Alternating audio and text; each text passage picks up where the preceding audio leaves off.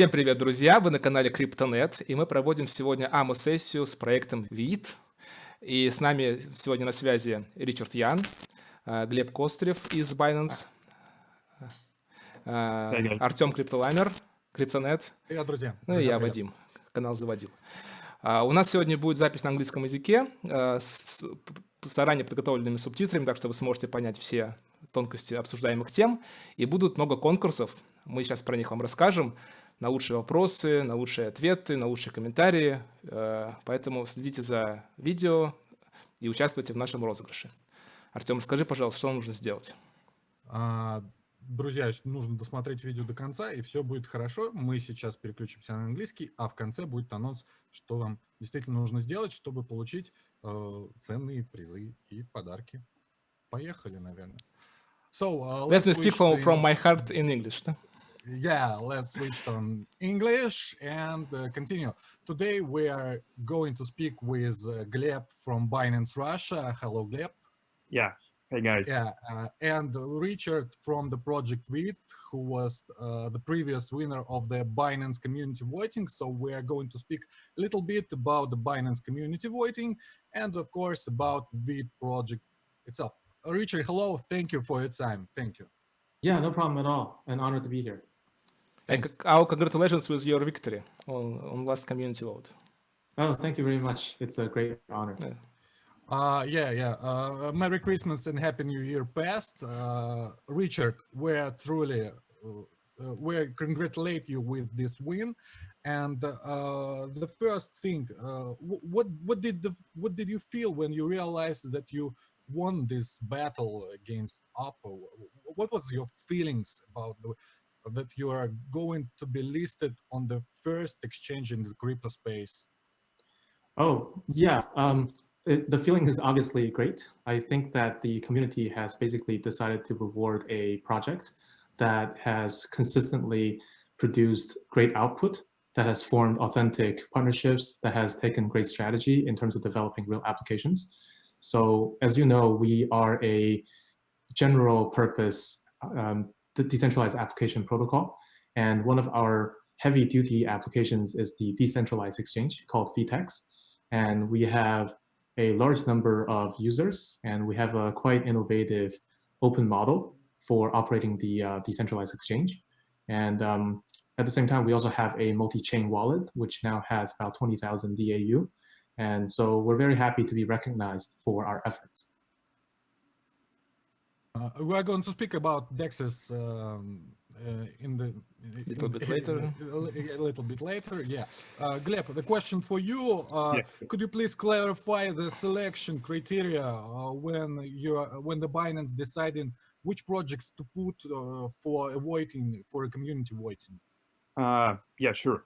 So first of all, we at Binance, we're trying to to support projects that has great community, good technology, and some kind of product. So I think it's these are main things that we are looking at. So if you want to apply for community voting and to get listed on Binance, so you should have these three things. Richard, do you agree with Gleb? What's something special in the criteria when you discussed them with Binance? Something special? Yeah. So, I think from the exchange's perspective, they obviously want to list coins that would attract a lot of trading for obvious purposes. So if the project has a great community, then the amount of trading seems to be sort of guaranteed. And then, a good proxy for whether a project will attract lots of interests on the platform would also be whether there's real tech behind the project on a long-term basis. So I think the other interesting thing to look at is the technology, as Gleb has pointed out. So I totally concur with what he said in terms of the criteria the exchange is using to vet projects. I may ask you just a little bit about your technology of VITE. So sure. You are using snapshot chain, right? That's correct. What is the benefit of it, and why you don't use a blockchain? Right. So the main innovation is actually the DAG ledger structure that we used. So we basically are a DAG plus smart contract platform. There are many DAGs out there. There are many smart contracts out there, but there aren't, to our knowledge, any DAG plus smart contract platforms that have gone mainnet. So you might have heard a few other projects like Phantom or Constellation and maybe a few others, but none of them have actually implemented the smart contract platform with a good performance on a DAG ledger. So what you mentioned in terms of, and have also gone mainnet. So what you mentioned about snapshot chain is an additional layer of technology that we added to the DAG structure. So, so the DAG that we use is called block lattice, and one drawback of the structure is that every account has its own chain, and because every account has its own chain, the chain can be incredibly short. And when a chain is very short, then it's subject to attacks. So what we do is we basically have a overarching snapshot chain that takes account of every single block being entered into each individual account and take a snapshot of that and enter that into, as a new node into the snapshot chain, sort of like a universal master blockchain, if you will. And then essentially, if someone wants to execute some kind of double spend attack on one of these baby chains, if you will, the mother chain is the one that ultimately dictates that there needs to be a rollback as a result. So the snapshot chain is sort of the security mechanism to ensure proper working of the DAG ledger. Okay, great, thank you. Getting back to the voting process, there was one problem which I don't like in the community voting, but Binance fixed it already. Gleb, please tell us about the changes in the community voting rules. So, telling about, community voting.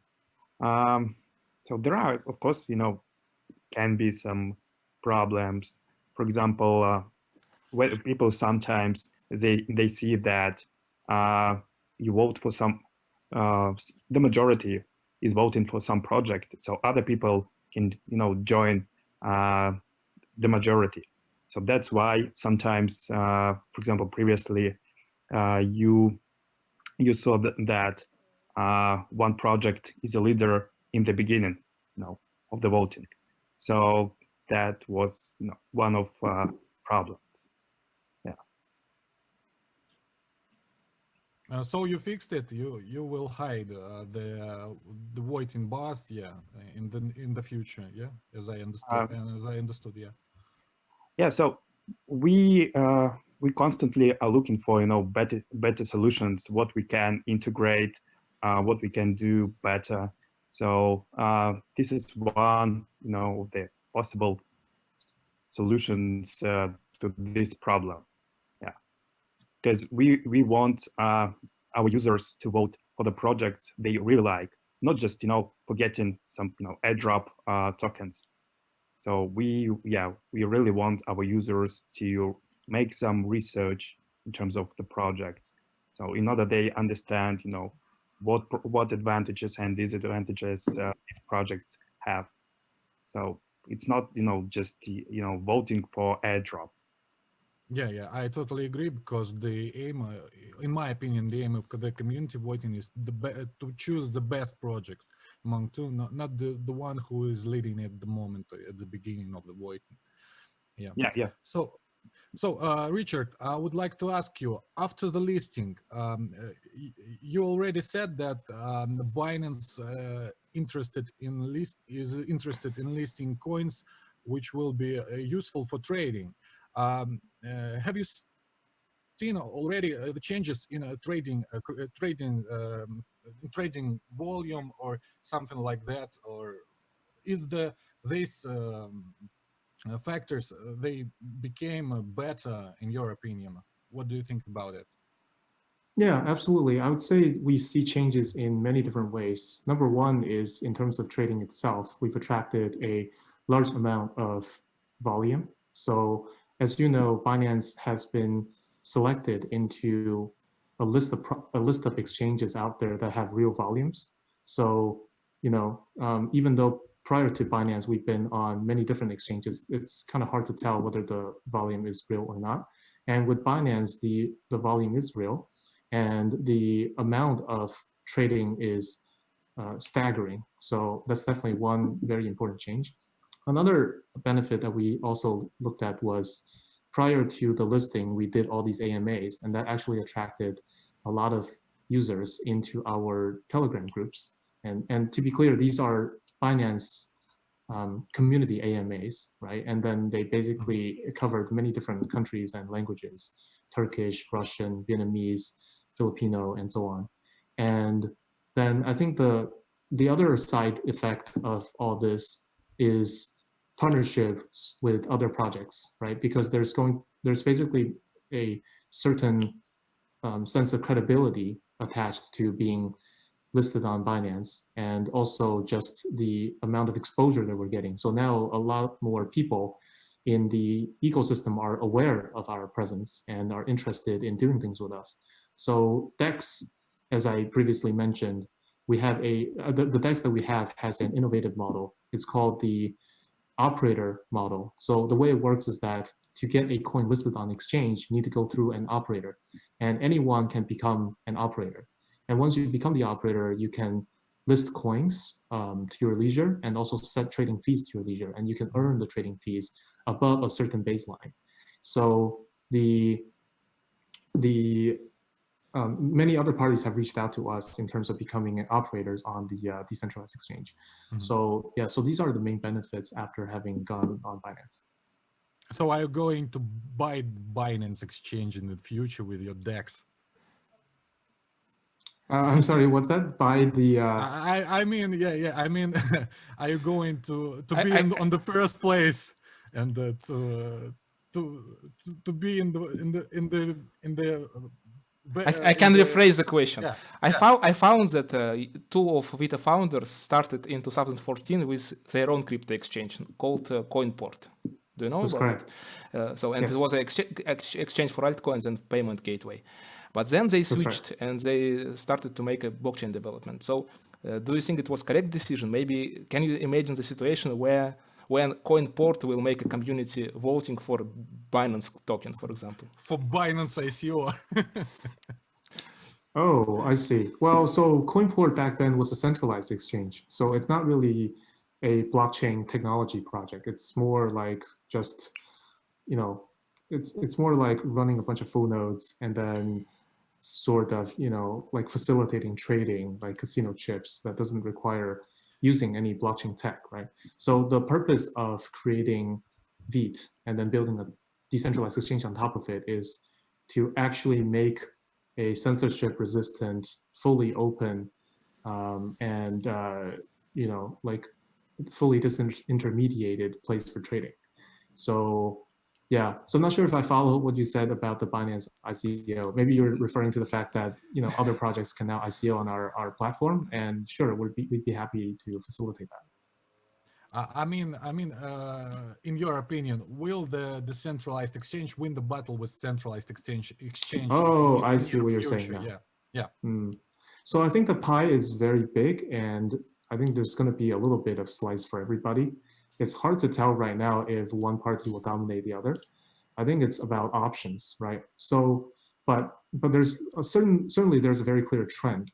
So the reason why people want decentralized exchange, or they want decentralized applications in general, is because there's increasingly a lack of trust for large central parties that have non-transparent dealings, or in many times they aren't necessarily doing anything malignant. It's just that the general faith is just waning.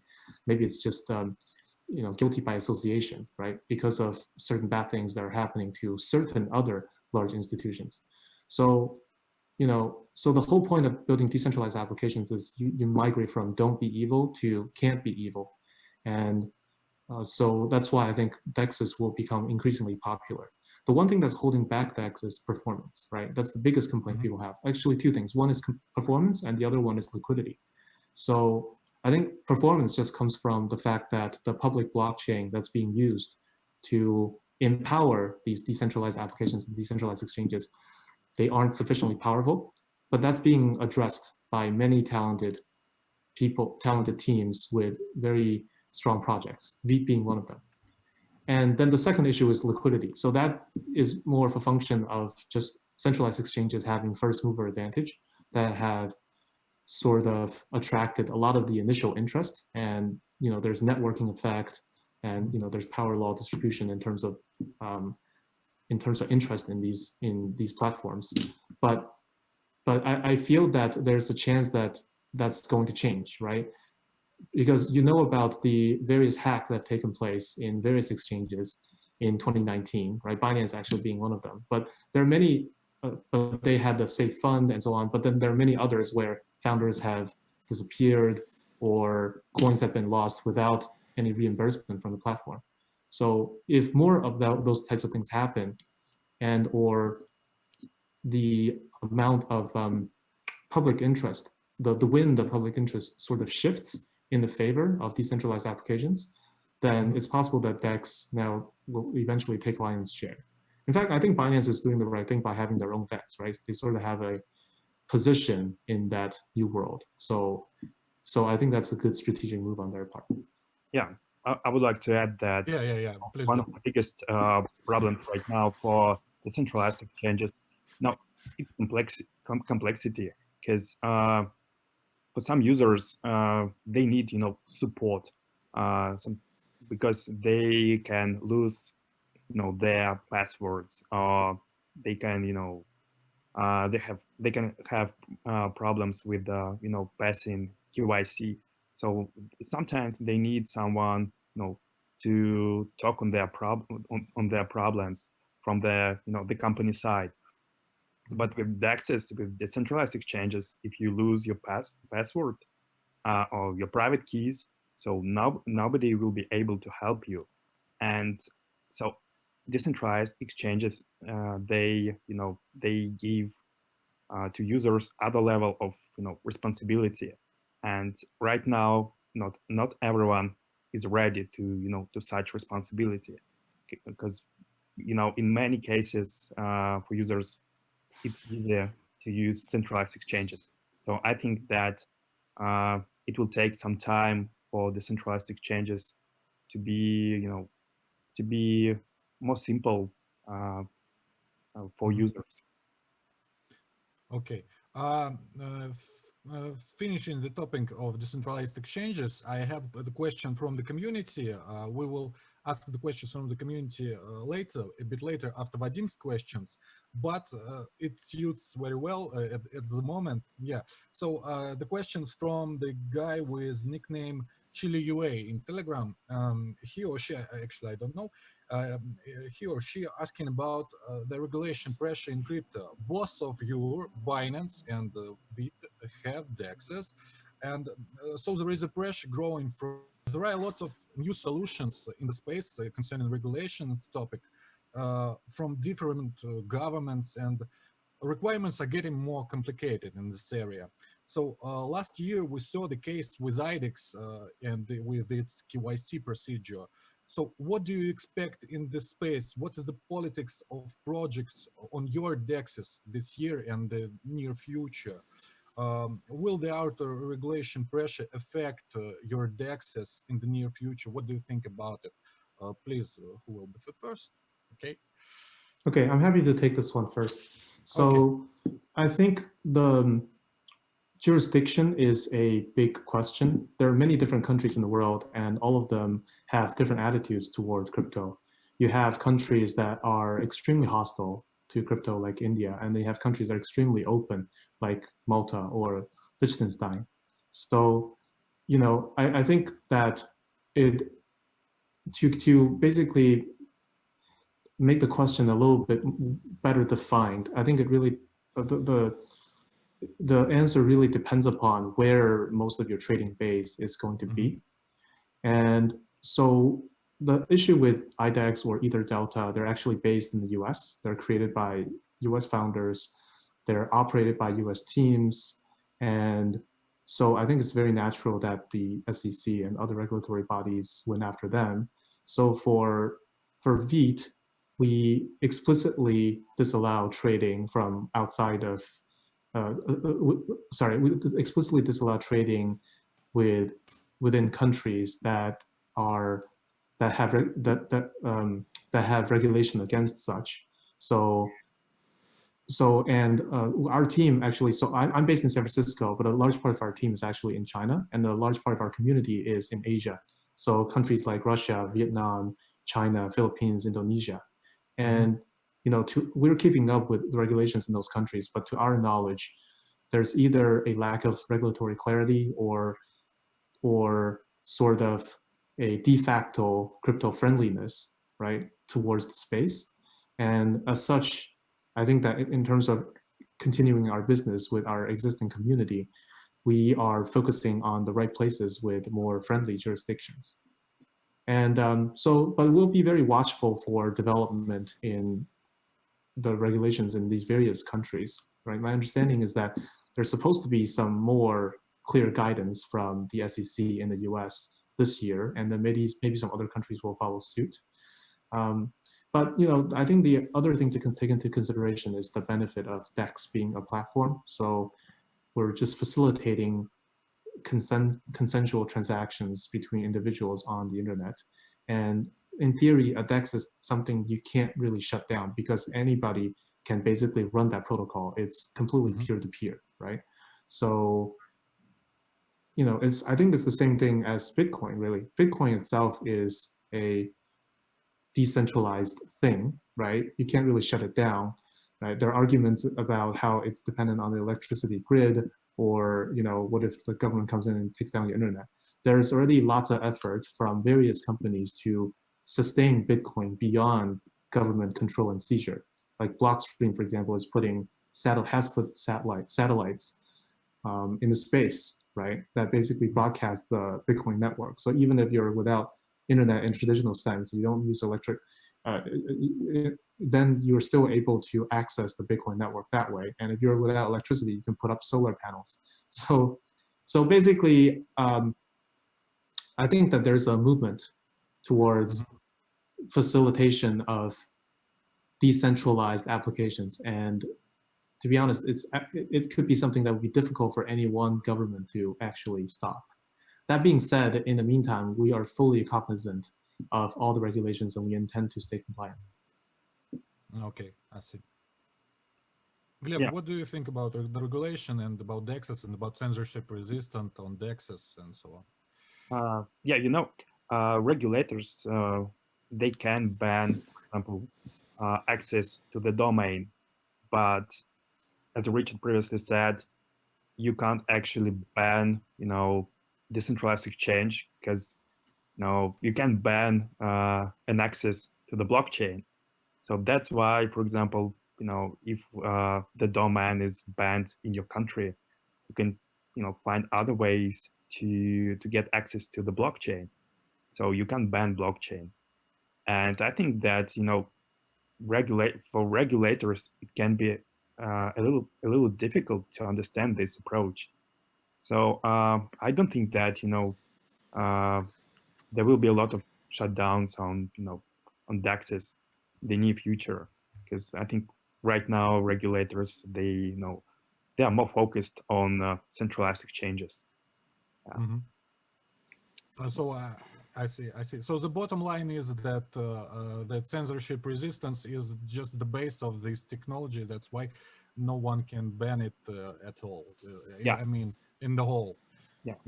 Also, we should keep in mind that the volumes on decentralized exchanges are still not so big as on centralized exchanges. So I think that regulators, they will put more attention to centralized right now, but in future it depends. I see.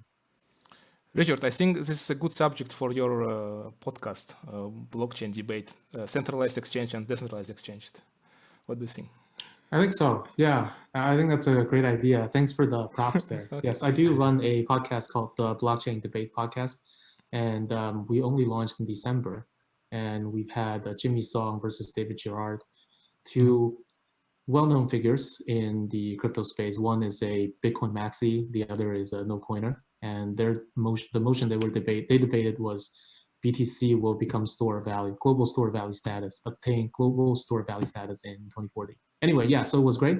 And yes, I do think that the debate about decentralized exchange versus centralized exchange will be a great topic for us.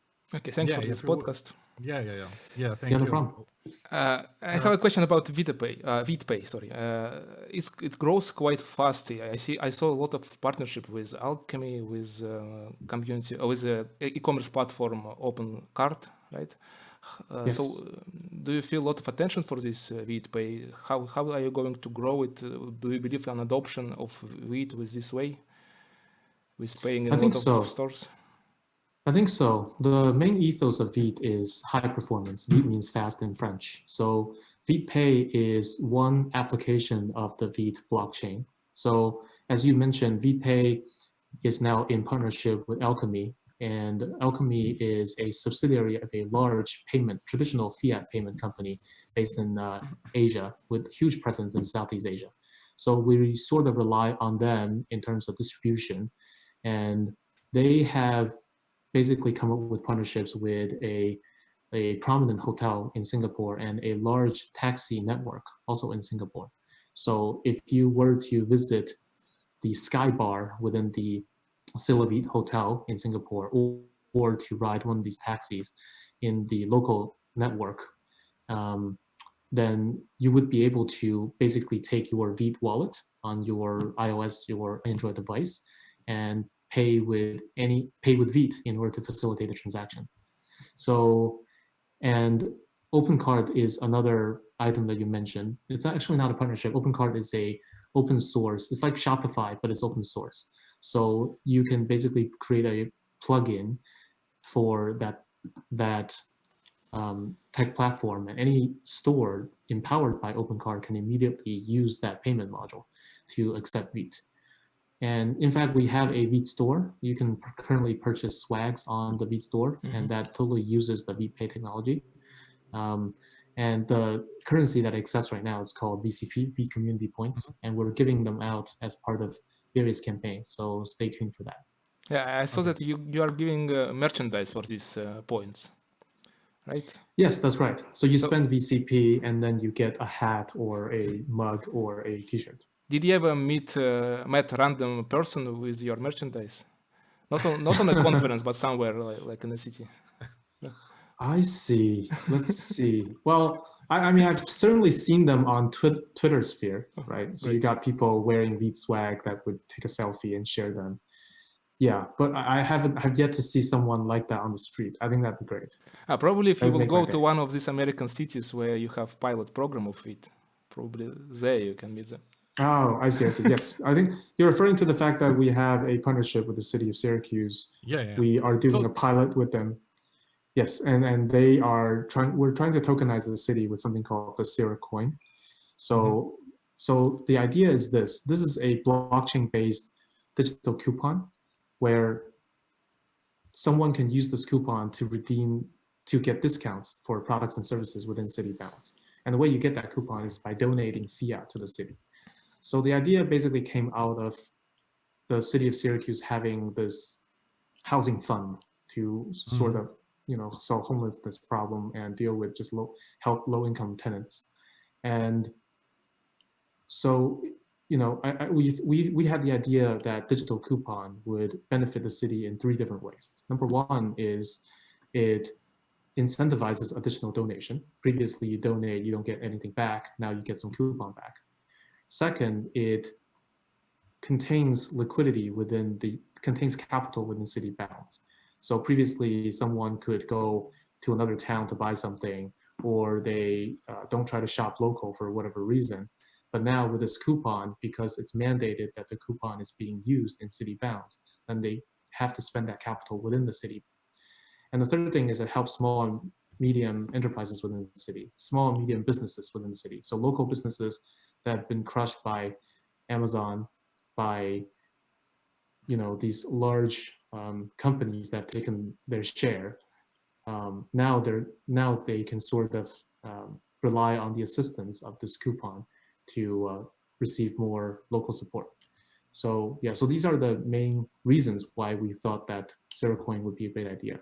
We've built a pilot app with them. We are still in pilot with them, waiting for the city government to move forward with next steps.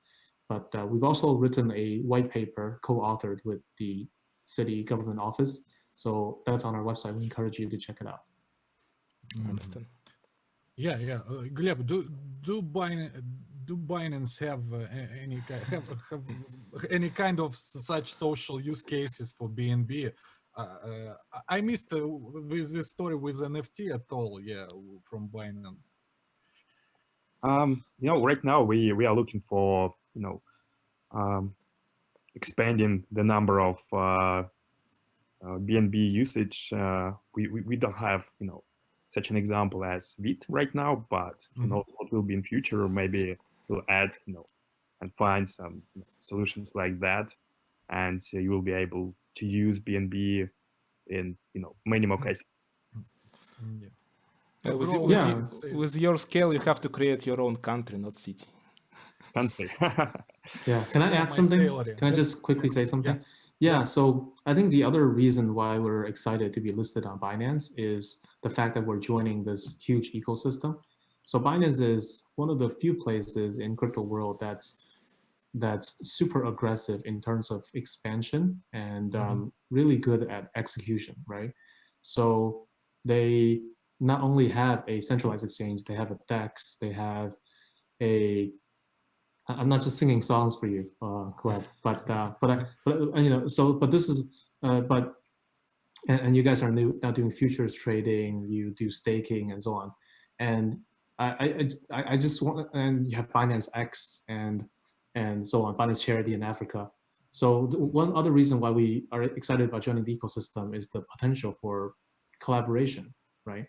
So Binance is trying to do many things, it can't do everything. I know that Binance has announced various acquisitions last year, and I think there's some strategic acquisitions in the announcement pipeline this year. So we'd love to, we know that you're trying to grow organically as well as through M&A. So we're very interested in helping you grow by offering our services. And I think there will be great synergy from the collaboration of this two. Yeah. Sometimes I think when I'm seeing CZ from time to time on the screen, I think CZ is growing and expanding itself in the size. Sorry for this joke. I think that's true. I think that's true. Okay. And he's became more cute, yes, more clever as soon as BNB grows. Actually, when I saw CZ first time last year on Meetup in Moscow, actually I was shocked with his size. Okay, let's stop this. I think. About American cities, I think it's a good idea for our community contest. Try to imagine and give ideas. What kind of coupons can Russian city introduce for blockchain? I don't know what it can be. Okay. So let's add it. Ребят, если вы хотите получить airdrop в том числе, оставляйте комментарии под видео, что вы думаете, какие use cases для таких купонов, которые дают какие-то скидки, подойдут для российских городов. Это будет интересно. I had a question about your community, Richard. Me, I used your application to catch an airdrops for some time. Unfortunately, now you stopped it. Was it expensive to build such a strong community which brings you to Binance listing via the community poll? And how can you share any experience about this community building? Oh, I see. Well, so we've been around since May of 2018, right? So, and we got listed on Binance December 2019. So it's been a year and a half. We basically had all that time to build our community. And we were constantly looking for a good way to get people engaged, right? And I think there were probably at least two main ways. Number one is through our decentralized exchange. So, like it or not, a lot of people are in this space because they like to speculate on the future. So having a decentralized exchange is a very natural way for you to acquire users. And then the other way we're engaged with the customers is through the multi-chain wallet. So our wallet actually integrates with Grin, right? One of the most notoriously difficult to integrate and maintain coins out there, but it is very popular. So we're one of the few coins that actually provided a mobile interface. Oh, sorry, one of the few wallets that had a mobile interface for managing these coins. We actually also added the feature where you don't have to keep your your HTTP client running in order to receive a coin, right? So if you don't use the VITE wallet and you want to sort of send your coin through to a different Grin wallet, you need to keep your Grin wallet client running in order to receive as the coin is being sent. I mean, that's sort of inconvenient, right? So we basically added a feature where users do not have to do that. So it's little things like that that I believe that gets more and more users into our platform. And of course, we also did some airdrop through our coin, through our wallet. And then it was also daily based airdrop. Just you had to log in with your application and click something and catch right, some. That's right. We also had, our wallet also hosted about 10 different dApps, right? Little games. So once you get your airdrop, you can go on and play a dice game or another different application on our wallet. So yeah, these are all little things that we try to basically build up the community. Yeah, and also one other thing is we have Telegram groups across 20 different languages. So yeah, even so things like Bengali in Bangladesh, or Indonesian, Indonesia, and Turkish in Turkey, and so on, right? So I don't think a lot of projects have that, and that's another way we keep our community engaged. Why you didn't run hackathons then? Yeah. Right. So yeah. So the reason why because we realized that at this current stage, the best way to keep people engaged in crypto is still through the lens of value, right? So value meaning monetary value. So people are we basically try to do three things with value. We do transfer of value, right? So that's through the wallet. We do speculation of value, that's through the exchange. And then we have the transfer of values with payment, right? We pay. Storage of values through the wallet, and then the speculation of value through the exchange. I think these are the best ways to get people involved. The problem with hackathon is that applications get built, but there's not going to be a lot of stickiness in terms of user. There's no user retainment, right? We actually had multiple other friendly competitors that have spent millions of dollars on hackathons, online, offline, giving out tokens, giving out BTC, ETH, and the developers have come and gone. Applications get built, but no users get retained as a result. So we'd rather take those marketing budget and focus on something that keeps the users around. So that's why we have yet to do a hackathon. Okay, great. Yeah. Okay. So as we starting to talk about the community, let's start with the community questions from our community, from VITE community, from CryptoNet community. We have a lot of different questions. We choose 10 best one, and let's speak about them. So actually, when we start, Richard talked about green support in their wallet. So my question to both of you: what do you think about privacy? From one point of view, VITE supports green, a privacy coin. From another point of view, Binance has a partnership with Chain Analysis and CipherTrace, guys who are like that are like a big brother who watching us, who searching for some strange transactions in the blockchain space. What do you think about privacy in crypto? Will it have some kind of new coins maybe in the future? What do you think about it? Who is our author of the question? The author of the question is it Chile UA? Is his second question? Yeah, I enjoy it. Yeah. Okay, so yeah, let me take a crack. So the way I see it is, I think privacy is an extremely important and very desired feature. And there will certainly be coins coming out to support this feature in different ways. And so Zcash, Monero, and Grin, from what I understand, all have their structural deficiencies when it comes to preservation of privacy. So, but in the future, the technology might develop to such an extent that a privacy coin is both easy to use and gets the job done. Now, in terms of the social regulatory element aspect of privacy, it is an important feature and there's legitimate uses, but there will also be many illegal and illegitimate uses, right? And I think that's the sort of thing the government will be coming after, money laundering, child pornography, things of that nature. So actually, I don't see there being a conflict between the popularization of privacy coin and an effort of legitimate institutions tied with government ties to sort of,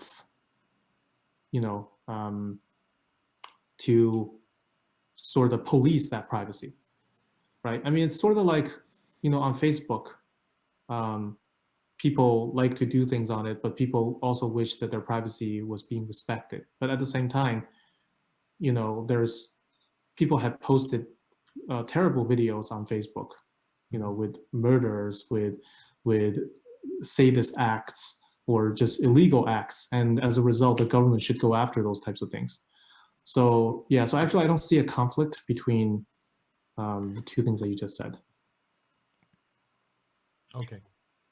Yeah, so talking about privacy, I think what's great about blockchain that you can have cryptocurrencies and tokens with its specific features.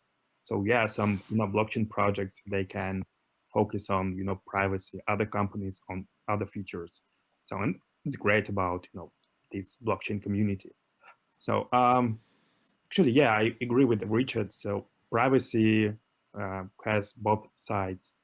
So I think that there should be some kind of balance, because yeah, complete privacy has its own advantages and disadvantages.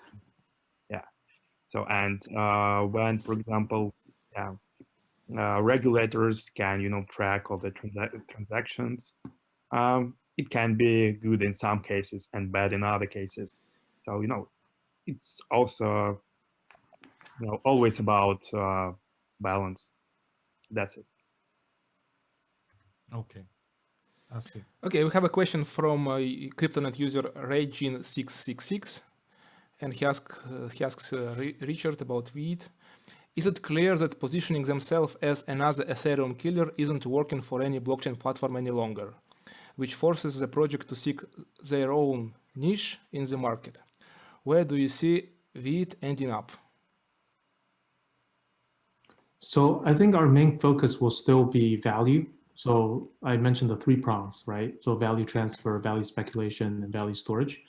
And so those are the strategies that have seemed to work out for us so far, right? Through our wallet, our DEX, and VITE Pay, and we'll continue to push on those fronts. Simultaneously, we are also launching a few other initiatives this year. So one is VITE-Fi, or DeFi for VITE. So people with idle VITE want to be able to earn a yield on it, especially during the bear markets. So that is a feature we'd like to put into our wallet. We are also coming out with something called the VITE Plus. This is a governmental and enterprise solution, blockchain as a service. And part of this is in response to President Xi's call for national action for blockchainization. And many provincial and local governments have already reached out to various projects, including us, to talk about doing partnerships, building applications on the blockchain on their behalf. And the last thing we have is on the roadmap is VITE 2.0. That's our answer to something like Cosmos. So one structural difference in terms of the design between us and something like Cosmos is fees. So the transactions on our platform, they do not burn gas, right? We have a staking model. So if you want to send a transaction, you basically have to stake a certain amount of VITE. If you want to hire TPS, you stake more VITE. And but you know, the VITE does not get consumed in that process. And so like Binance DEX, for example, is built on a public chain, BNB chain, which is a fork off of Cosmos. And there's still fees involved. So like if you were to go to that DEX and then make a transaction, even if the transaction does not go through, like just a resting order, you want to cancel the order, like both of these things actually burn some gas, right? That's not the case with us. So we basically think that we have an advantage in terms of building a interoperability solution similar to Cosmos, but without the burden of gas. And that's the other thing that we're trying to do. So you are not an Ethereum killer anymore. Now you are Cosmos killer. You are not going yet to conquer with Ethereum. You are going to win the Cosmos. Yes. I see. Yeah. So we never really sort of positioned ourselves as a killer of another chain, I guess. The value argument is more about what the users want. The users want somewhere to keep their coins. They want to be able to speculate on coins. They also want to make payments, right? So that's what we're doing. And then the other initiatives that we have are either extension of that customer-centric ideology, or it's looking at what others have been doing and seeing how we have an advantage in terms of replicating their product, but making it better. Clear enough. Thank you. Yeah, thank you. Guys, I have a question from End Time Prophet, user with nickname End Time Prophet. He asks such a thing. DeFi seems to be on everybody's lips in 2020 and is expected to buzz. What roles does VITE and Binance play in the innovativeness of DeFi, and how does it spread adoption of DeFi using blockchain solutions? Does it clear? Yeah, so I think the question is, what are we doing in terms of DeFi? It seems to be a very hot topic right now, right? Yep. Yeah, so I mean, I'll take a quick stab. So DeFi, decentralized finance. Finance is about borrowing and lending at its very core. It's about someone with lots of resources lending that resource to someone else for a return, right? And that other person can now use these resources to do something else. So a big part of DeFi right now is still lending for others to gain leverage and basically earn higher return in their investments. So we're sort of facilitating that with the VITE initiative. So we'll have that feature in our wallet. And I think there's a bigger theme though around DeFi, which is, it seems that in the fiat world, I'm not sure about other countries, but at least in the US, it's very difficult for the, let's say, for just regular people to gain access to high yielding financial instruments, right? So the rich get to borrow because they have huge amount of collateral, they have good credit scores, and just generally higher trustworthiness, reputation to defend and so forth. But then the system is sort of built to just benefit them, with them being able to borrow. And then that sort of shuts out the people without so much money to begin with. And DeFi is trying, and a big part of that is just, there's a lot of fees in the process of all this, right? So, and the problem with the fixed fees is that then it doesn't cater to people with small amount to invest and so forth. So part of DeFi is to cut away all that intermediating force, and people with very small amount of balance can still earn a return as a result. So I think that's a big theme about DeFi eventually taking a big bite out of the pie of traditional financial management. And that is basically a big wave, and we intend to ride on that wave. I would say the VITE initiative that I previously talked about is a small step towards that. Okay. Gleb, what Binance is going to do with DeFi? So, we at Binance, we are trying to support projects that, develop some applications or projects in terms of decentralized finance. So for example, we had a cover project at our launchpad. So they hosted their token sale. So yeah, we see that this area is growing pretty fast. So I think that decentralized finance will be a hot topic in 2020. Okay, we have another question about high yield investments. Raiku asks, why Binance does not support VITE staking? VITE has staking, and you support VITE. Why you don't support VITE staking? If you have a look right now at the number of projects that we support in terms of staking, so this number is growing pretty fast. So I think that the number of such projects will be growing. Yeah, so maybe in future we will add VITE as well. So my question about it to Richard. Richard, don't you think that that having a huge node such as Binance in your blockchain, in your network, is the one step to centralization, because will be the huge stake, of course. Oh, I see. Well, so the threshold for running a supernode or snapshot block producer, as we call it, is actually quite low. You only need 1 million VITE, and at its current price, it's about $10,000 US, right? And that's really not a lot. So I think unless Binance decides to make a huge investment and spins up many different supernodes, then that's not going to really harm the decentralization.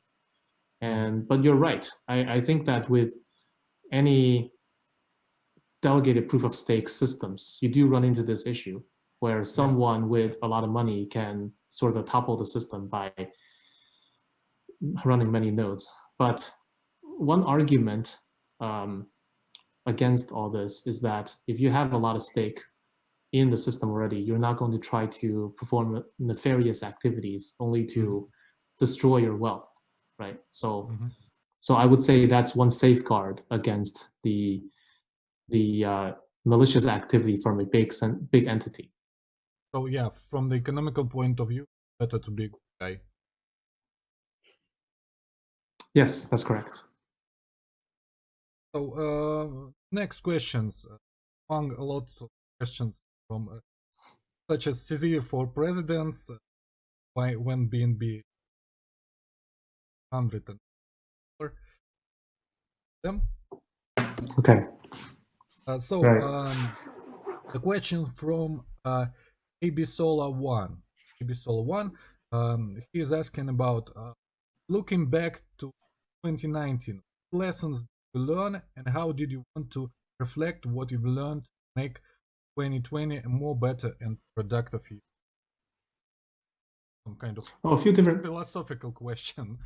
Yeah, a few different things. Actually, my answer will be quite specific.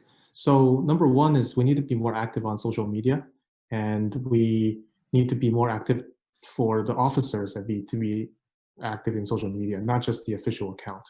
I think that the community wants to engage with the team daily. They are very anxious to see new development. So if you're radio silent, even if you're heads down building, right, with releases of top-notch products, the community still wants.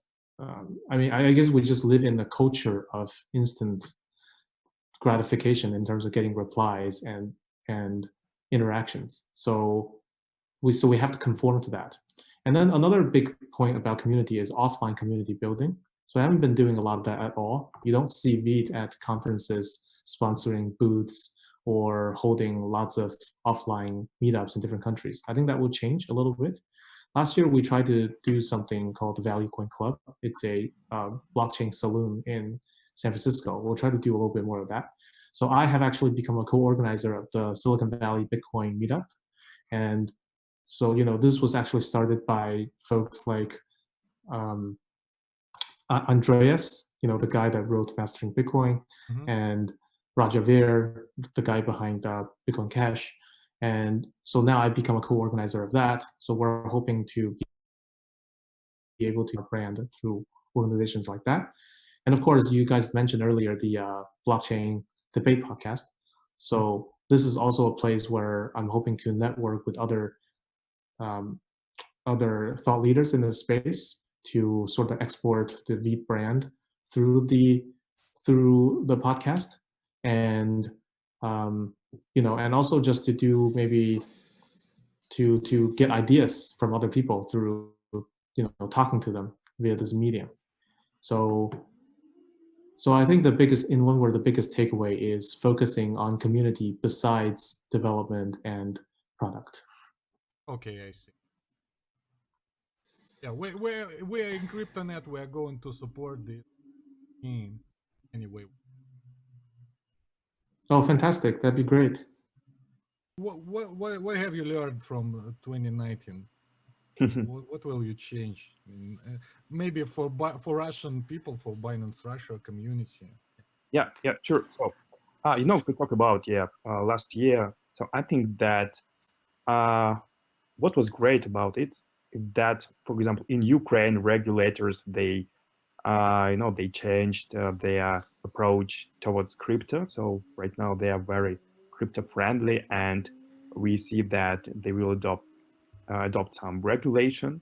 And I think it's great, not only for Ukraine, but for the whole CIS region.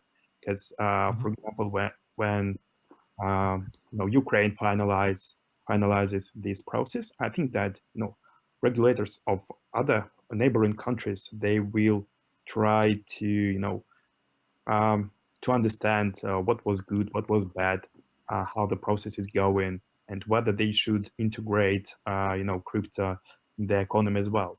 So I think that it will be very interesting to to keep track of what's going on in Ukraine, because in Russia we still don't have the regulation, and I don't know whether the regulation will be adopted this year in Russia. But I think that other countries within CIS region, they can move pretty fast in terms of crypto adoption. Not only Ukraine, maybe Uzbekistan, and maybe some other countries, Belarus. Maybe they will give more licenses to exchanges. So I think this year it will be very interesting to to have a look on the regulation in the region. Meanwhile, we are still trying to to increase the number of fiat gateways for our local users. So we will keep on doing that. So what else? I don't know. Yeah, let's see what will be price of Bitcoin, and because still it's one of the main reasons of adoption.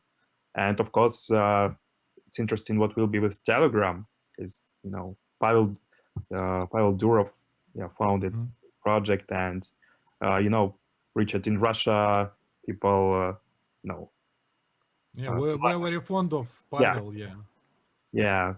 Russians like Telegram and Durov, because previously he founded VK as well. All his products, so very popular. So let's see what will be, how this story will finish. Yeah. Okay, question from Rosanella8 about VITE. What does high performance exactly mean for VITE? What is the main difference with similar platforms? Okay, maybe just in few words, because probably we already spoke about it. High performance comes in high throughput, low latency, strong security. And I think the main differentiation there is in the product. So, if you try IDEX or Ether Delta based on Ethereum versus VX on VITE, you'll see noticeable differences. Number one is the speed at which the orders get matched or go through, and also the fact that there's no fees at the blockchain layer. There's fees at the exchange layer, right? The exchange itself charges a little bit, but there's no fee at the base layer, the blockchain layer, right? Whereas there's fees at the blockchain layer for these other exchanges I mentioned.